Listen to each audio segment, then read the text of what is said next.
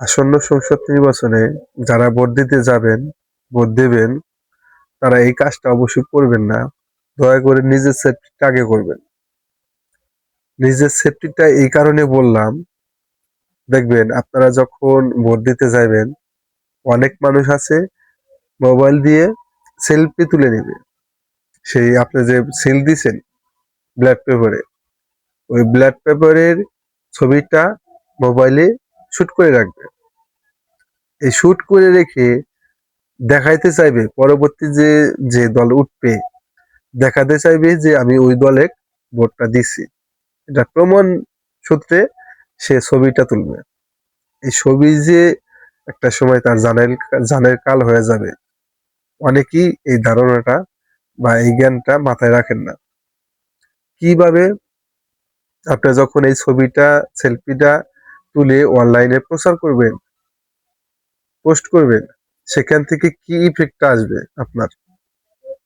যে ইফেক্টটা আসবে সেটা হলো যে প্রতিদ্বন্দ্বী যে দল আছে, সেই দল যদি প্রভাবশালী হয় এলাকা ভিত্তিক, ওই প্রভাবশালী লোকের দ্বারাই আপনার বড় একটা ক্ষতি হতে পারে।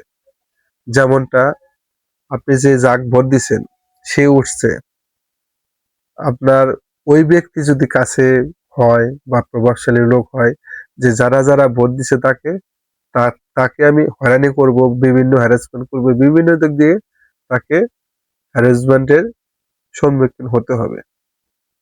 সে এগুলা ডকুমেন্টস পাবে কোথায়? ডকুমেন্টস তো আপনি দিছেন, অনলাইনে ডকুমেন্টস তো আপনি দিছেন।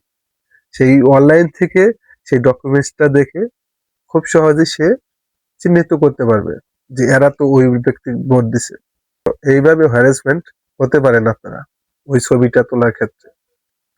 অবশ্যই বলবো এই ছবিটা আপনারা তুলবেন না ভোট দিতে যারা যাবেন। এবং সরকার তো ঘোষণা করেই দিছে যে যারা এই ভোট দিতে যাবে, যারা ভোটার ব্যালট পেপারের সিল অনলাইনে পাবলিশ করবে, তাদের জন্য কঠোর বিধিনিষেধ আরোপ করা হবে। সেখানে জেল, জরিমানা, শাস্তি প্রদান, এগুলা শাস্তি থাকবে। এটা সরকার তো বলেই দিছে, প্রজ্ঞাপনে তো বলেই দিছে। অবশ্যই আপনারা এই কাজটা করবেন না। এই কাজটা করলে বড় একটা হ্যারাসমেন্টে পড়তে পারেন।